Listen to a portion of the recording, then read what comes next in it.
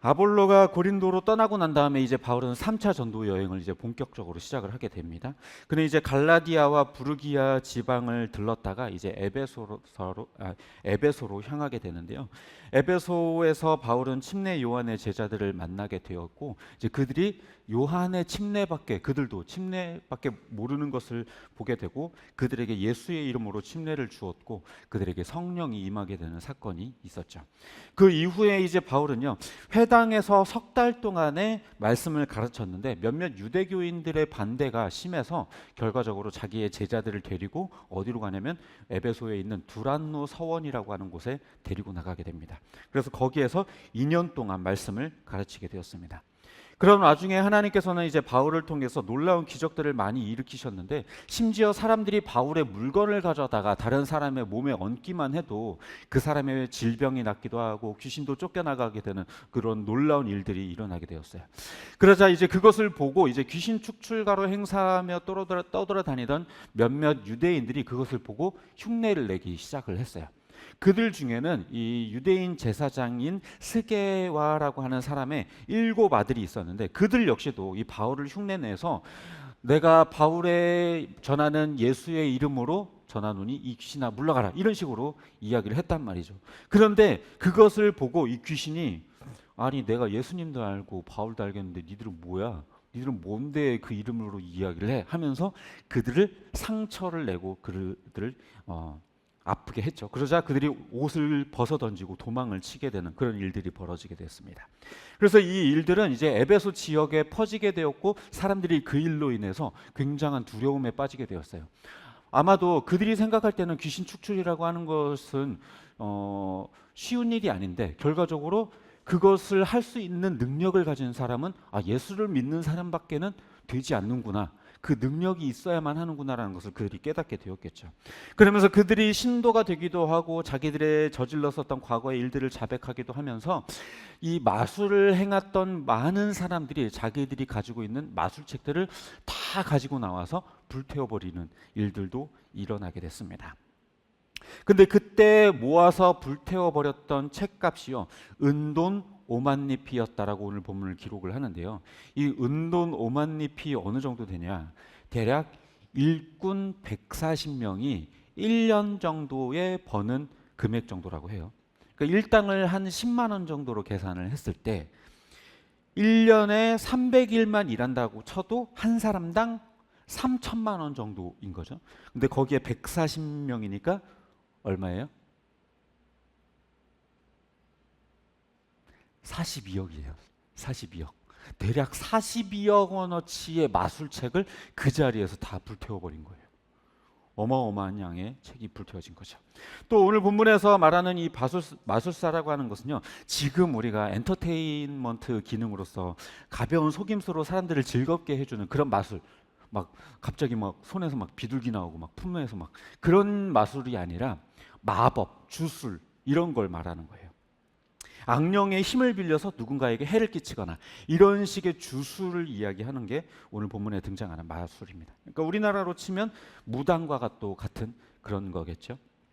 하지만 이 에베소 지역은요, 이 스게와의 7 아들의 일로 인해서 이 마법의 능력이 아니라 예수님과 이 말씀의 능력을 인정하기 시작을 하게 된 거죠. 그래서 주님의 말씀이 능력 있게 퍼져나가고 힘을 떨치게 되었다라고 오늘 본문은 기록을 하고 있습니다. 그런데요, 이 이후에 바울의 가르침 때문에 또 한 차례 소동이 일어나게 돼요. 그 이유는 무엇이었냐면요, 이 데메드리오라고 하는 사람이 있었는데, 이 사람은 어떤 사람이냐면 이 아데미 여신을 숭배하는 그 신전에 관한 이 여신과 신전의 모형을 은으로 만드는 그 직공들로부터 그것을 가져다가 판매하는 사람이었던 거예요. 그런데 이 사람이 이 아데미 신전과 여신의 모형을 가지고 돈벌이를 해먹던 사람이었는데, 바울이 어떤 이야기를 했었냐면 인간의 손으로 만들어진 신은 신이 아니다, 이런 이야기를, 가르침을 전했었거든요. 그러다 보니까 이 사람들이 그럼 이것들은 신이 아니네, 살 필요가 없네, 이런 식이 되어버렸겠죠. 그럼 어떻게 되겠어요? 자기들의 돈벌이가 많이 줄어들게 됐겠죠. 그러니까 기분이 나빴던 거예요.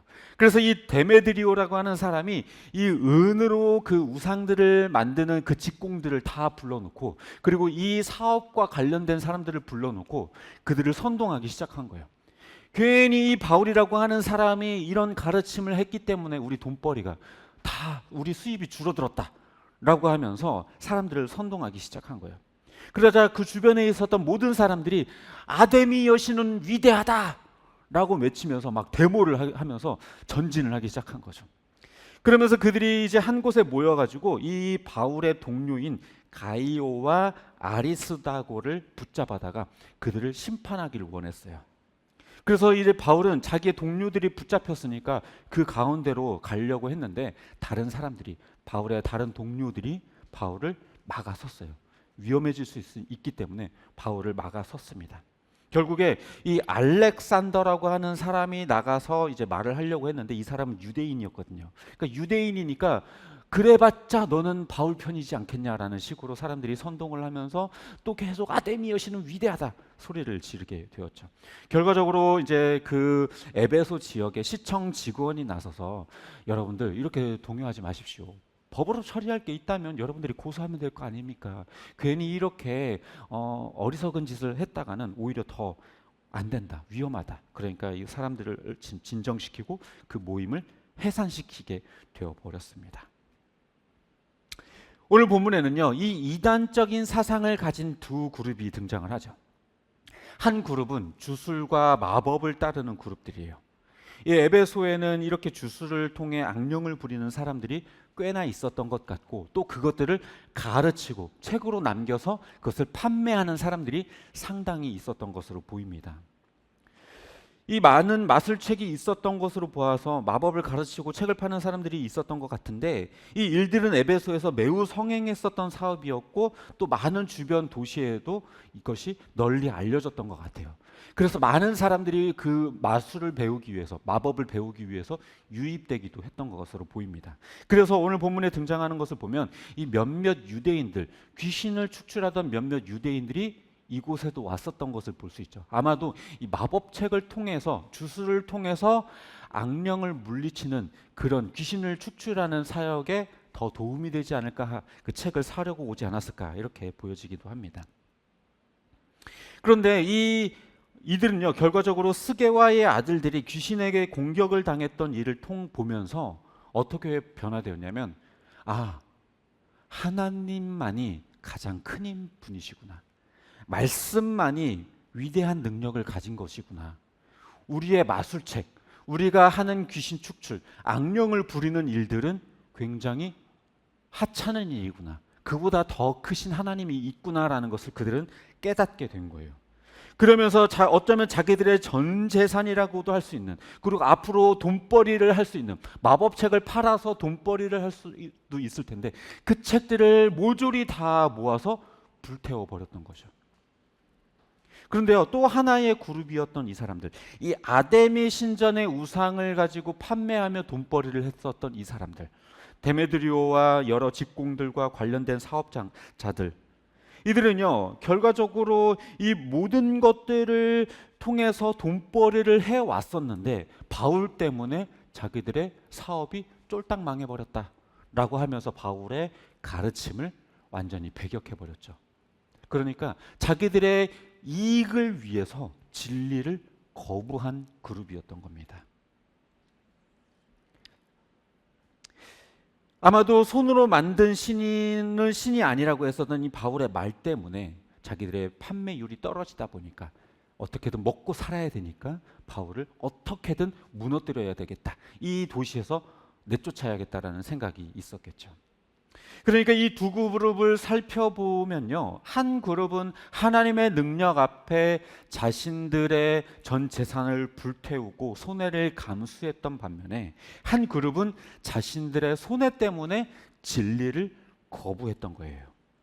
정말 객관적이고 올바른 시각을 가지고 있다면요, 무엇이 의롭고 선한 것인지를 판단하고 나에게 그것이 이익이 되느냐 손해가 되느냐의 기준이 아니라 이것이 정말 의롭고 선한 것이냐라는 그 기준을 따르는 게 정말 올바른 삶의 모습이겠죠.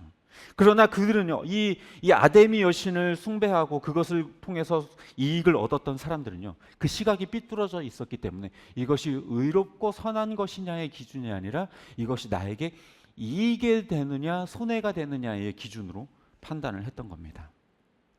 사람들은요, 자기 일이 아니고 제3자의 시선에서 어떤 일들을 판단할 때는요, 굉장히 객관적인 것처럼 보여요. 그래서 이건 안 되지, 이건 의롭고 이건 악한 것이지. 그래서 세상에서 어떤 일들이 벌어지잖아요. 뭐 이번에 대표적으로 뭐 유튜버 뭐 일들에 관해서 이 나쁜 놈들 X들 어떻게 그럴 수가 있냐 하지, 그렇게 객관적으로 판단하고 이것은 불의한 일이다 이렇게 잘 판단하잖아요. 그렇지만 그게 자기 일이 되면 바뀌어요. 굉장히 주관적이 되어지고 나에게 이것이 이익이 되느냐 손해가 되느냐의 기준으로 판단을 하기 시작해요. 그게 인간이에요. 사람들 보세요. 집을 가지고 있지 않을 때는 어떤 생각을 해요? 집값 너무 비싸. 정부는 도대체 뭐 하는 거야? 집값 이렇게 올려놓고. 근데 집을 갔잖아요. 어때요? 집값이 이렇게 떨어지는데 정부 도대체 뭐 하는 거야? 왜 그래요?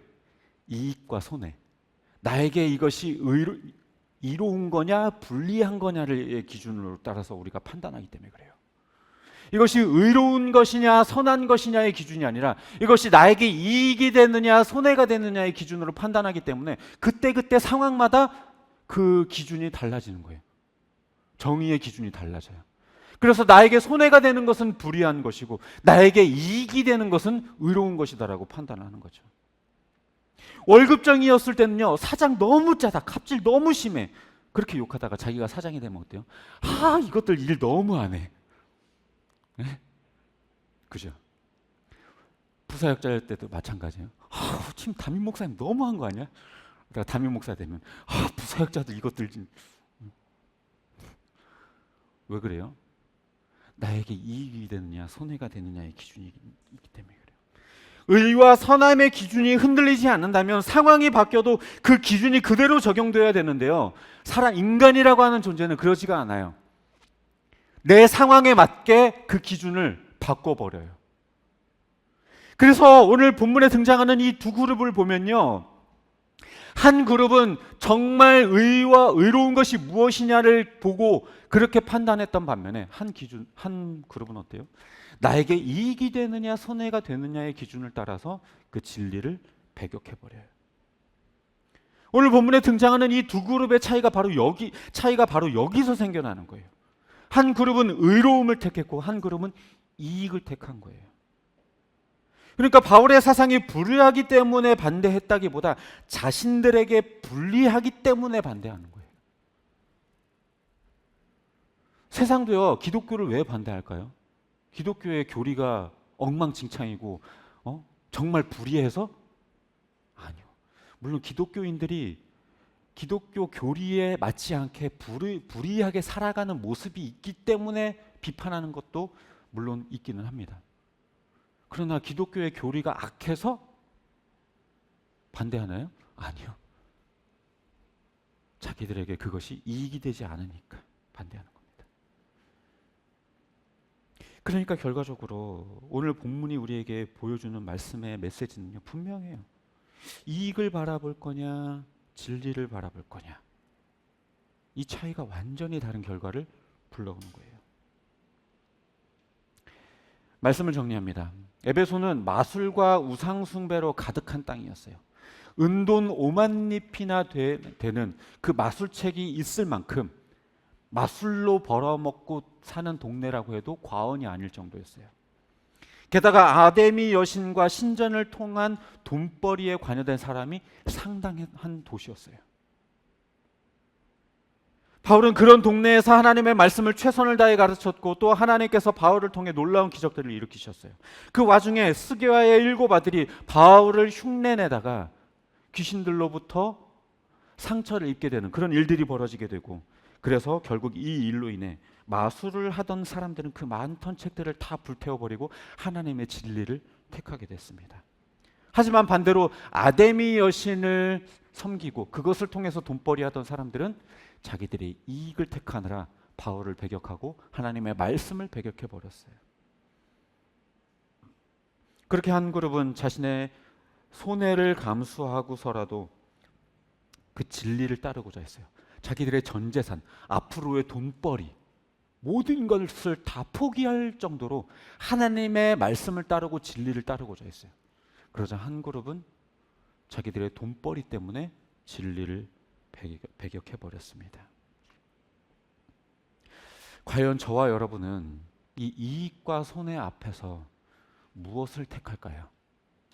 진리와 이익이라고 하는 이 두 가지 가치, 이것은 성경적 가치관과 세속적 가치관이라고 하는 이 두 개의 가치관이라고도 말할 수 있고요.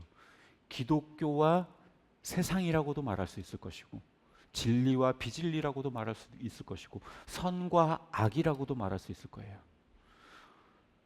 과연 저와 여러분은 무엇을 택할까요? 그런데 솔직히요, 우리는요, 하나님의 말씀을 따르기보다 눈앞의 이익을 따를 때가 더 많아요. 돈과 신앙을 저울질하다가 계산기를 두드려 보면서 내가 지금 여기서 이 헌금을 하면 나에게 남는 게 없는데, 이번 달에 뭐 카드값도 많고 이것도 했고 어떡하지? 11조 안 한다고 뭐 지옥 가는 것도 아니고, 그러면서 스스로 합리화하고 어쩔 수 없었다고 핑계하죠. 제가 지금 돈 얘기하는 게 아니에요. 여러분들을 자극할 만한 가장 큰 이야기가 돈 얘기이기 때문에 돈 얘기를 하는 거예요. 어디 그것뿐입니까? 예배 앞에서, 헌신 앞에서, 사명 앞에서, 기도 앞에서 타협해요. 내가 예배 한 번 빠진다고 해서 내가 여기서 헌신 안 해도 누군가 하겠지. 하나님의 사명? 그것보다 난 지금 먹고 사는 게 너무 바쁜데. 그러면서 그렇게 불태워버려야 할 마술책을 도로 책장에 꽂아놓고 돈벌이가 되는 아데미 여신을 도로 품속에 집어넣고 있죠. 그리고 하나님의 말씀, 성경은 덮어버려요. 저 여러분이 우리 스스로의 신앙을 좀 돌아봤으면 좋겠어요. 나는 과연 진리 앞에 이익을 포기하는 사람인가? 이익 때문에 진리를 포기하는 사람인가? 내가 먹고 살아가는 것 때문에, 내가 사람들과의 관계 때문에, 이 세상에서의 내 사회적 위치 때문에, 내 자존심 때문에 진리를 외면하고 하나님의 말씀을 뒤로 밀어두고 있지는 않은가? 아데미 여신을 가지고 장사하던 사람들처럼 진리, 하나님의 말씀을 배격하고, 하나님의 말씀은 분명히 우리에게 이렇게 살아라, 저렇게 살아라, 참된 그리스도인이라면 이렇게 해야 된다 라고 말씀하시는데 눈 감아버리고 합리화시키면서 어쩔 수 없으니까, 지금은 이럴 수밖에 없으니까, 세상에서 내가 살아가려면 이럴 수밖에 없으니까 라고 말하면서, 목사님 그거는 너무 세상을 모르는 얘기예요. 세상 살아가려면 어쩔 수 없잖아요. 어떻게 해요? 이런 핑계를 대면서 진리에 눈 감고 외면하고 있지는 않습니까? 한번 스스로를 돌아보십시오. 이익을 위해 눈을 감고 스스로 합리화하는 사람인가? 자신을 객관적으로 판단하고 말씀 앞에 자신을 내려놓는 사람인가? 하나님이 말씀하시면 정말로 그 자리에서 모든 것을 다 내려놓을 준비가 되어 있는가? 다 포기할 마음이 있는가? 다 내려놓으란 얘기가 아니라 마음이 있냐고요. 그 마음이 있냐고요. 그 마음이 준비가 안 됐다면 어쩌면 우리는 여전히 마술책을 끼고 아데미 여신 신상을 끼고 살아가는 인생일지도 모릅니다. 바라기는 이익에 눈멀어서 진리를 외면하는 자가 아니라 진리를 위해 손해를 감수할 수 있는 저와 여러분 되시기를 주님의 이름으로 축복합니다.